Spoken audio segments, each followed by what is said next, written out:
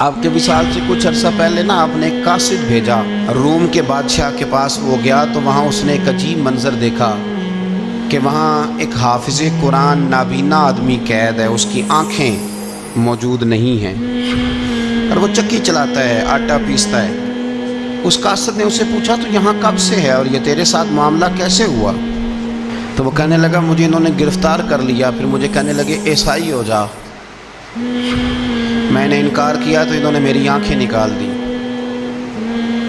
اب میں صبح شام یہ تھوڑا سا کام کرتا ہوں، چکی پیستا ہوں تو روٹی دے دیتے ہیں. وہ قاصد حضرت عمر بن عبدالعزیز کے پاس آیا اور آ کے کہا حضور ایک اس طرح کا مسلمان روم کے بادشاہ کے پاس قید ہے، ایک مسلمان کی تکلیف. حضرت عمر بن عبدالعزیز نے جب سنا تو رو پڑے اور میں وہ قید ہے اور وہاں قید ہے اور ہم یہاں آرام سے بیٹھے ہیں. فوراً رکا لکھا قاصد سے کہنے لگے واپس جا، روم کے بادشاہ کو جا کے کہہ کہ اس نابینا قیدی کو فوراً آزاد کرے، ورنہ میں ایک ایسا لشکر بھیجوں گا، اتنا بڑا لشکر بھیجوں گا کہ اس کا پہلا آدمی تیرے پاس ہوگا اور آخری میرے پاس ہوگا، اور تجھے پھر وہ بندہ چھوڑنا پڑے گا. تو ابھی چھوڑ دے، میں تجھے پیغام دے رہا ہوں. وہ قاصد کہتا ہے جب میں رکا لے کے پہنچا، ظاہر ہے بڑا لمبا سفر ہوتا تھا، آنے جانے میں مہینوں بھی لگ جاتے تھے. کہتے ہیں میں نے رکا دیا تو اس نے پڑھا، کہنے لگا میری طرف دیکھ کے رکا میں نے پڑھ لیا ہے.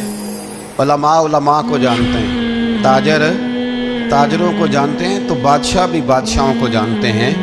فرمایا تم مسلمان ہو، میں نہیں ہوں، پر اتنی تم اس درویش کی قدر کرتے ہو، میں تم سب سے بڑھ کر قدر کرتا ہوں. میں اس بندے کو لشکر لے کے آنے کی تکلیف نہیں دوں گا، میں ویسے ہی قیدی آزاد کرنے لگا، تم لے جاؤ.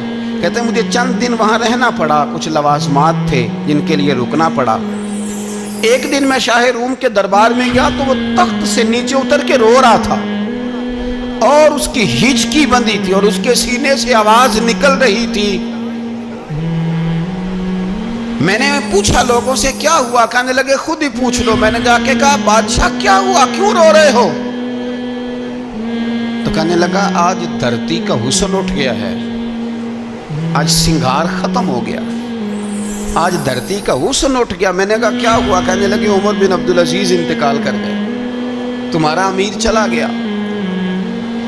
تو میرے دل میں خیال آیا، میں نے آہ بھری. میں نے کہا پھر ہمارے لیے کیا حکم ہے؟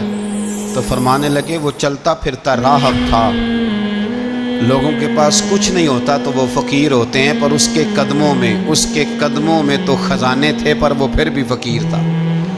فرمایا اس کا حکم اگر میں زندگی میں مانتا تھا تو مرنے کے بعد بھی بات مانی جائے گی، تمہارا قیدی بھی تمہیں واپس کیا جائے گا اور عمر بن عبدالعزیز کی بات بھی سنی جائے گی.